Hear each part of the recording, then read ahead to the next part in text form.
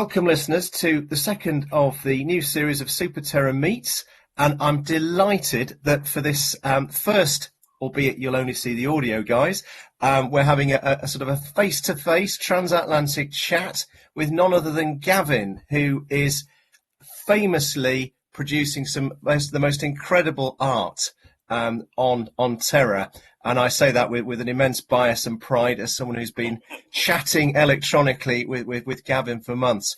So really just wanted to open it up by saying, number one, welcome, Gavin, to my sort of interview series. Yeah, thanks for having me. I'd just love to hear, to start with, a little bit more about your background, your art, your passion, and then we can kind of move on to some exciting other things that you're involved in.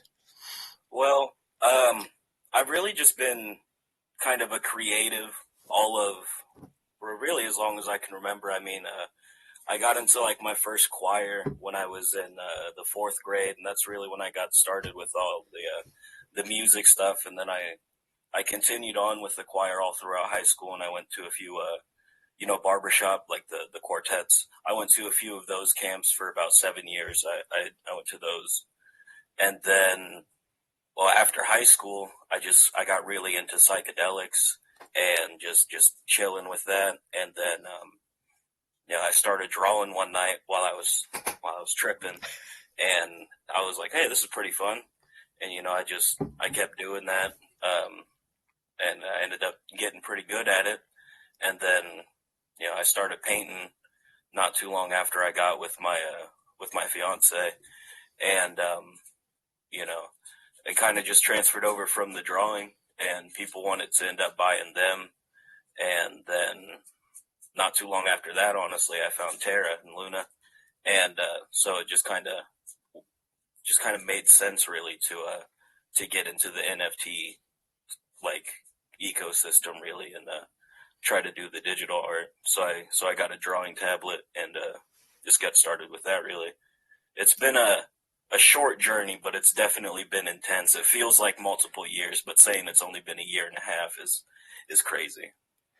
Well, thank you for that, Gavin. I actually think Terra years for me are like dog years. Every year is 7 years. And I'd even say sometimes when I'm talking to people, I think something was months ago. So, for example, take the current explosion of interest in some of the kind of Apex Terra NFT projects from some of the Solana army, as I've dubbed them. Those projects only launched 4 or 5 months ago. But if you ask me how long ago, for example, Lunar Bulls or Galactic Punks launched, I'll probably say a year. But it's 4 months. With your own art, what really got me excited was you were kind of an artist that came into the space. How has that transformed your market for art? Because it feels to me like you've gone very quickly, as you say, a quick journey from doing some incredible art. And I love the background, by the way, the kind of psychedelic inspiration for it. But what was the moment when you thought, you know what, I'm going to try and sell some of this stuff? And then how did it feel when suddenly people started to buy your art? Well, really, it started with I posted one of my paintings on Twitter one day, and my buddy Nero over at Intern Cap, I don't know if you've talked with him or anything, but he's a great guy. He said, when NFTs. And so I was like, well, I did just hear about Talis not too long ago, so I think, that could be arranged. And then we got to talking, and he actually wanted to pre-order the painting that I posted as an NFT. So I just, he sent me, I think it was 500 UST for the painting, and then the day that Talis launched, he was the first NFT that I minted and sent out. And it should still be on Talis, just titled Nero's painting, if anybody is interested in seeing that. But after that, I just let people know, like, if you see something that I post that you like, Talis isn't live yet. There was really no NFT marketplaces for independent artists at that time, on Terra anyway.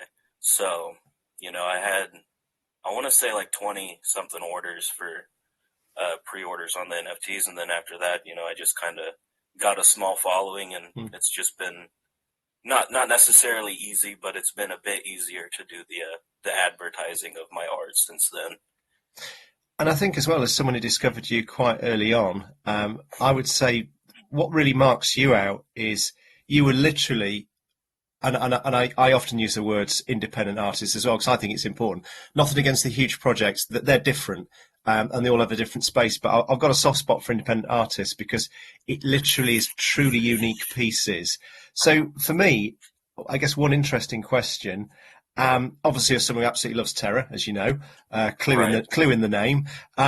Basically, what was it made you think Terra rather than, for example, going on to ETH and using, OpenSea? Because that already felt like a thriving marketplace, whereas you kind of went for something that was completely new, hadn't even, appeared online, as it were. So Right. it's just interested to understand that side of things. Um, well, you see, I had gotten into crypto back in like 2017, but lost my fucking wallet key, so I Yeah, kind of got mad and decided against continuing. But I did the same thing. yeah, this not last Christmas, but the Christmas before of 2020, my soon-to-be father-in-law actually was like, check out, because I bought a little bit of Bitcoin with some Christmas money. He was like, check out Terra and buy this Luna. He told me about it it was like $1.50, and Excellent. so I looked into it for about 2 days, and it went up to $1.80, and so then I bought my first bag. So I've just been chilling. I still have that first bag. I staked it immediately. Excellent. But as far as the NFTs go, I didn't really want to pay the fees for Ethereum. I didn't really know too much about Solana. I Hmm. thought, it's just another blockchain. Now I know, of course, that it's a good blockchain, and I actually have a few buddies who I've brought from Solana over to Terra. Um, but I met up with Andre Moon, and Yes.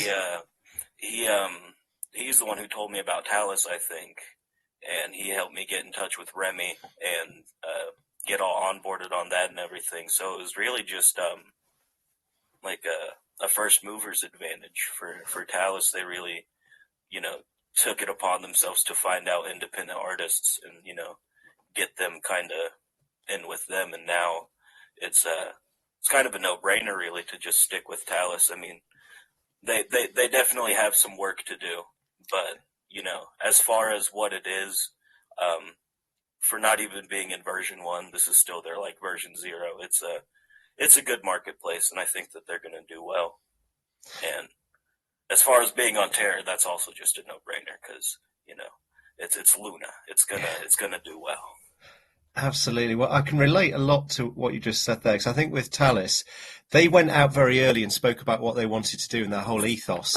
But I guess in reality, they were front run by certain other marketplaces, Yeah. Nowhere Art, Random Earth, and so on. But they just persisted and made sure they launched it correctly. I think the rewards are now there. And it's interesting you mentioned that essentially this is still very much, for want of a better expression, that the marketplace is really a beta test as Yeah. opposed to a fully live, fully functional piece. So I Right. think I'm quite excited to see where it goes next. And I think your answer to this will probably no, but have you considered other marketplaces for your work? Are you happy, being a kind of a Talis committed guy? That's not a No, I loaded haven't. question either. No, I haven't. I haven't really looked into any other marketplaces. I really do think I'll be sticking with Talis for the foreseeable future, and for as long as I'm making digital art, I'll probably only really be selling it on Talis, as well as my own personal website Yes. for clothing and stuff like that. Which is, I know we're not doing a video, No, but I that's where was, this hat is from. yeah, funny. That's my website. Of course, I was going to mention your website because I think one of the other things Yeah, that really caught my eye very early on, you're what I call a cross-platform artist. You produce literal physical art, but yeah, you also obviously produce digital representations.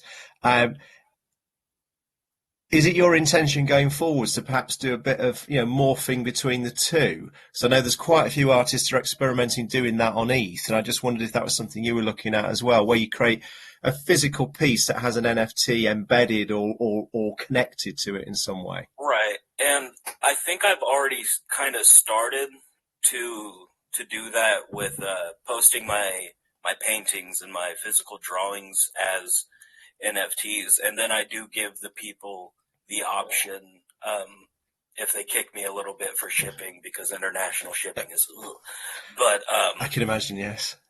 They do have the full rights to the physical painting, and if they even wanted me to, I would destroy the physical painting, so they even only own the only copy, quote unquote, with the NFT. But other than that, I do want to get a 3D printer at some point and make little figurines, which I think would just be a bit of fun, and then mail those out to people who hold my NFTs and stuff like that, just as a bit of a little perk. Nice. And one of the things I actually enjoy about your Twitter feed is some of your kind of quite surreal posts. I think there's one about your son being broken and lots of other intriguing ones of just you in different poses. What is it? Do you have any kind of thoughts around that, or is it just genuinely just having a laugh and getting that kind of exposure? I see myself as kind of a smaller community member at this point. I have almost 1,400 followers on Twitter, so it's really just to make everybody laugh, especially on the red days in the market. That's when you'll really notice that I'm the most active. Yes, yeah. It's really just to bring a bit of comedic relief, really, to the timeline. If people go to their portfolio and see that it's 20% down, but then they see me upside down hitting the ball, Yes. it kind of levies it. Yeah, it does, and actually that's worked for me. I mean, I my own view is I'm very sort of long term. A bit like you, I bought several bags over the last sort of 15, 16 months, all locked away.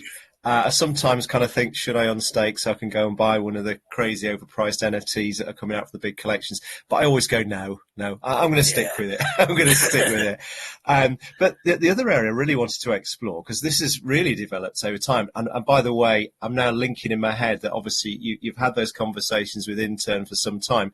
At what point did you almost kind of flip around to become a broadcaster as well as a kind of multi-channel artist? Well, recently, probably last month or something, I posted on my Twitter saying that I wanted to do a podcast just for fun. And, in comes Nero again, and he says, I'm going to get you in touch with my homie Finn, which is oh, yes. Yeah, I know Finn.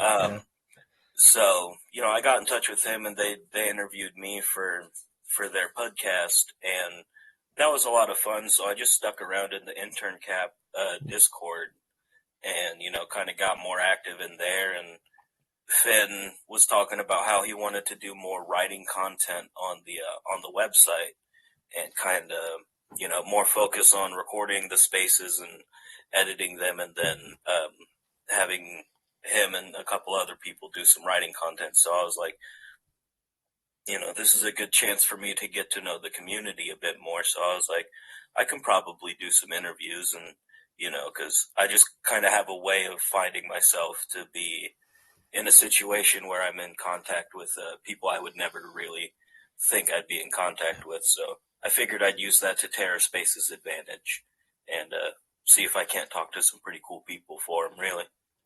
Excellent. Well, certainly as a listener to many of the Terra Spaces, and occasionally a Terra Spaces host myself with the wonderful work they do. I mean, I'd call it out right now. It's a massive godsend to the community.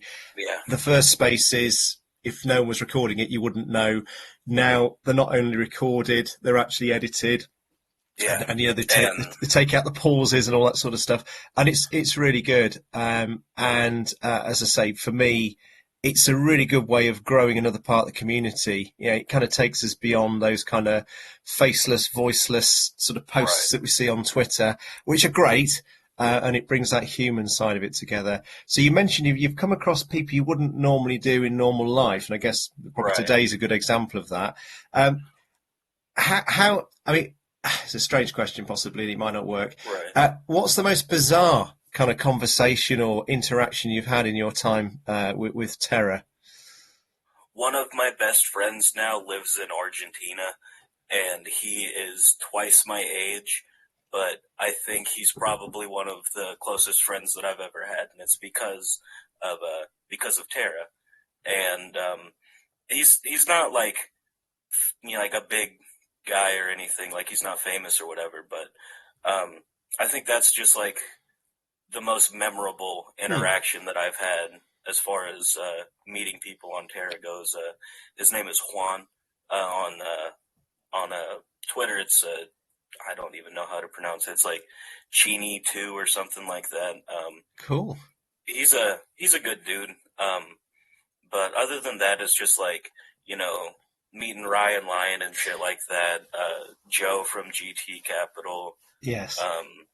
Mooney Bags. Yes. Like, Mooney and Yam Grunt. I don't know if you've Yeah. seen. Oh, Yam. yes. Yeah, I recognise all the names. I love Mooney and his Both, farming, his potatoes.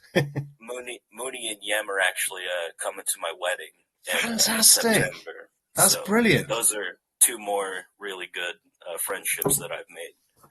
But Yeah. other than that, it's just been getting into contact with like Dead President Society is another group that I'm in. It's still kind of in the making, but they've been able to connect me with a whole bunch of artists, and I've just been learning and kind of taking things from their art and putting it in mine. And it's just being in this community is just a really good way to get to know people. Honestly, I mean, aside from Luna making us all a good bit of money, like it's a good way to meet some really good people. And I think you echo everything that I write about or talk about, and that is, it's beyond, you know, a cash thing. It is actually a pure community where people are willing and able to help each other. I mean, I find myself now doing a lot of mentoring to new writers, and I look back, and I myself was a new writer not that long ago. But it's it's a sharing space. I don't ever have a situation where someone, and I have in other chains, where someone is quite almost arrogant when you want to learn things and you're new. We don't have any of that in Terra, and I think that's one of the best things. You know, I love that story about Argentina. I also love the story of people you've met who are actually going to be at your wedding, and this is all through the Terra community. I've a bit like you. I've met a lot of people virtually. I'm very excited that at some point I'm going to meet people, you know, in the flesh. But it's amazing. It's an amazing community. So thank you for sharing that. Something else that really caught my eye a few weeks ago now, you were talking about possibly looking at doing a cartoon. I wondered if you'd sort of had any further thoughts on that, or was that just a bit of a kind of a creative, I don't know, diversion? I've always wanted to make a cartoon TV show, or not even necessarily a TV show. Like, it could be on YouTube or anything really. But you know, I'm nowhere near as skilled as I need to be to do all the animation and stuff like that. But down the line, I would really love to make a cartoon show, at least an episode of something, because I'm all right at doing voices as well. So I've always liked to do voice acting and stuff like that for like my friends whenever they're doing like a YouTube video or something like that. So it's just always, you know, just been another creative thing that I've wanted to do, but never really had the resources until recently. So it was just something that I was thinking about. Well, again, as soon as you said that, there's a light bulb in my head. Obviously, anyone listening to this on the playback who has experience in creating, you know, animation, that could be a great opportunity for them to reach out to you and have a conversation. And also, another light bulb that's going off in my head is linking it right back to your early creative artistic experiences with your singing. Yeah. And there's lots of threads. And I think one of the things I remember when you and I spoke electronically, and I did the article for Luke back in, I think it was possibly September. It's a while ago now. I think so, yeah. But it kind of brings it all to life, and you've used some of the challenges that you've had as well to kind of positively channel into your creative art. And I think if you could look at yourself even only 4 months ago to now, what does it feel like? What's the difference? Because for me, it feels like you said it yourself as well, almost like a lifetime ago. I really do feel like I've gotten a lot better with taking my time when it comes to drawing. When I first got into the, well, just from the time I got into NFTs until now, we'll take that. You can kind of tell that I was only really spending maybe an hour or so on my pieces, and like they're still okay, like they're good quality, and I'm still proud of them. But I sent you a picture of my Mike Tyson picture that I'm working on, and just that initial sketch alone took me almost 3 hours last night, and then I have to go back over it, and then I have to color it, and then shade it, and all of this and that, and it's just I don't know how, but it's just being in the NFT space has taught me to be a bit more patient with it, and make it to be actually worth somebody else's money, because at the end of the day, that's what it is. Like, if people are paying me 2 Luna for this picture, then that's them valuing it for like what that Luna is going to be in the future in my eyes. So, it does mean a lot to me as well whenever I do make a sale. Like, anytime I make a sale, I always get a hold of my fiance, and I was just like, I just made another sale. Brilliant. Like, even if I make like 10 in a day, she still gets blown up on her phone, or if she's sitting next to me, I'm just like, look at this. Excellent. Other than that, it's I feel like I'm a lot more confident just talking with people. Up until just this time last year, I was not a very social person. I really just like to stick to myself as far as like I just don't like hanging out with people really. But Terra has kind of brought me out of my shell a little bit, and I've even started hanging out with like people in my city who aren't even into crypto, just like hanging out with them and shit like that. So yeah, I just think it's been a really good for me to be in the Terra community, honestly. So I think, to summarise, you've had a transformative journey. Obviously, the art has a fantastic global platform now. You yourself have a widely recognised following, and I think that's only going to grow. And also, you yourself have grown in terms of your own expectations of who you are. And I think this is very common, and I include myself in that as well. Doing things I never dreamed I would, talking to people I never dreamed I would. And also, I'm loving the fact that you, along with pretty much everyone else I speak to, we're all embracing it. And there's kind of a sense of, what's the worst that can happen? Let's give this a go. And people are there to support. And I think that really is truly incredible. I was just going to kind of move on now to your views on what are the big things that are exciting you? And it can be specifically on the NFT Terra space, or the broader Terra, or even cross-chain space.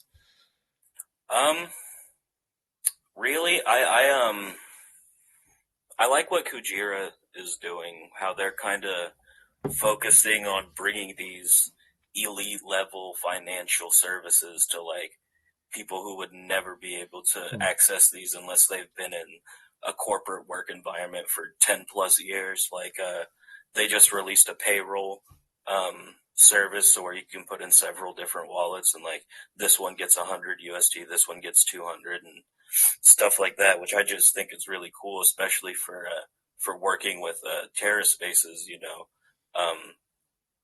Right now they don't pay anybody. It's like all volunteer work, which is more than okay, because like the focus is getting the information out to the community. But as we get more sponsorships, and as we get kind of more support, then they do want to start paying us for the content that we produce, because it does take time.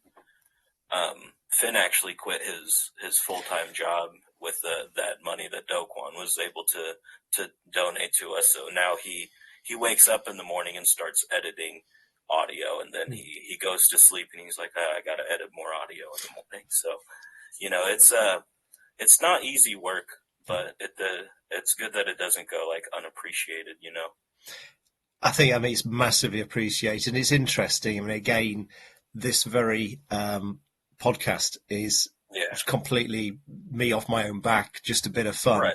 I think a lot of us in the space want to do that. So we want to contribute more. We want to share more. Yeah. We want to learn more. I kind of look out, and one person that I really enjoy watching his content is Danku, who he is very open. He's far more intelligent than me. He can explain some pretty complicated concepts fairly well. And there's so many great guys and ladies on Twitter as well. Is it Cephii? Is I probably pronounced the name slightly. Cephii. Yeah, you do. Yeah. I don't know. Yeah, really, really clever content. So no, that's great. So Kujera, I kind of try and get my head around exactly what it is, and it's super complex, but it is amazing what they're creating there. Anything else from that broader space, or any particular artists? I really just want to see the first virtual reality metaverse. Like, I want to be able to explore that, because I do have a VR headset. So cool. The day that thing launches, I'm gonna be in there. So if it's Terra World or Terra Land or I don't Terraverse, I don't really care. I just want something to come out so I can open a digital gallery and like hang my NFTs on the wall and shit like that. But as far as artists go, I'm really good friends with Andre, so I'm just really good. I'm excited to see where his work goes. I've met a lot of new artists that are coming to the Terra's community through the Dead Presidents Society, so I'm excited to see the work that they kind of bring to it, because there's some animators and some physical artists as well as some graphic designers. So I feel like in the coming months, we're going to have a lot more independent art on Terra. So I really am excited to see what the projects as well, but mostly just the independent artists. I want to see what they kind of bring to the table. Excellent. And just a word on Andre. I have had sort of an electronic correspondence with Andre for quite some time, and smashing guy. Only found out he's really called Andrew the other day, but smashing bloke. And I'm hoping at some point to meet him. I say, for those of you who are listening on audio, I think there's a lovely dog jumping in and out of shot. Let's see if I can bring her up for you. I got this camera effect on. I don't know how to turn it on. Yeah. Oh, just about. I can just about see the edge. No, that's really cool. I could hear something was happening. But yeah, I think in terms of, coming back to likes of Andre and others, something that really excites me is there's a really nice burgeoning community of like-minded individuals that want to really create like that artist collective, and that's something from my side, doing my writing, particularly on Loop and certain other projects. I like to kind of surface that, because I just felt, particularly in the early days, there was some great art, that you caught my eye. Andre actually caught my eye, and he did me a really kind commission of an unofficial bull for me, just to say thank you. And it's little touches like that mean a lot, just things that I think we are a great barter community as well. I'll help you with X, someone else you with Y. And it's a nice, friendly sharing community. And I can now see some wonderful art on your wall. I got some more over here, actually. Excellent. For those on the audio, there's a really fantastic wall of kind of like half faces, mushrooms, eyes. The eyes for me are a trademark of yours, and another trademark I remember from the early days that I absolutely loved, and I can see there's a a depiction of one, is the way you kind of take the dollar bills. You create the clown faces and some of this those. one was one of my favorites. This is the Yeah. $10 bill that I glued to there, and I made its brain come out. Yeah. I actually got that $10 bill ripped from the drive-through. So Oh. I was like, well, I can't really spend this anywhere, so I'll might go as ahead well and turn it into something. Yeah. And I just think that to be honest, that's probably what caught my eye first with your good self was the dollar bill art depictions, and they kind of just took into a completely new direction. I think in terms of probably for the kind of for the interview section, we'll look to bring it to a close shortly. Really, just like two thoughts from you as to, and it's always difficult when I do apologise in advance, where you see yourself in, say, another 6 months, and also what do you think is going to be the most exciting thing to be coming into Terra in the next 6 months? Because obviously you've had good exposure now through Intern Capital, Right. your interviews and so on as well. I always find this a fascinating question with people, so there's no right or wrong answer. I'll start with what's coming to Terra. Like I said, just in the next few months with all of the independent artists that are coming and all of these new apps like Alice and Kato Pay, I'm just really excited to see where these kind of end up and where we are come June, and where we are as far as like Luna price and how we're doing as far as like how big our community is. There's really just too much to list that's like coming out that I'm excited about, but I'm just really excited for all the adoption that's going to be happening to meet new people and kind of get them introduced into how to survive, quote unquote, in the Terra ecosystem. As far as myself, I just really plan to try to do a piece a day, so that kind of eats up a lot of time. But other than that, I am getting married in September, so it's just a lot of wedding planning and kind of saving money for that. Hoping to get a new car, hopefully in March. Me and my fiance have both been saving up for that. Mostly her, but I've been able to help out a little bit because of the NFTs. But it's I just plan to keep networking and getting to know people and hopefully putting out some good interviews and some even better pieces of art. So other than that, it's just getting to know people in the community, really. That's all I'm excited for. Brilliant. And I think a classic example of that now, and it's great really to finally speak to you directly, having had all those many texts and art depictions passed between us. I think for me, echo everything you've said. Wish you incredibly well in your journey as you continue to develop, both as an artist and a community contributor. And I think from my perspective, we're only just getting started as a Terra community.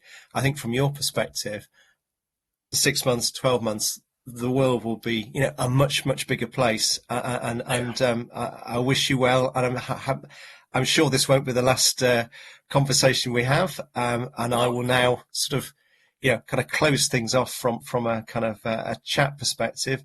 But wish you well, and look forward to speaking to you again soon, and perhaps bringing back when we can talk about your cartoon launching or something of that nature. And obviously all the best on the Intern Capital side as well. All right, cheers, man, thanks. So there we go. That's the form.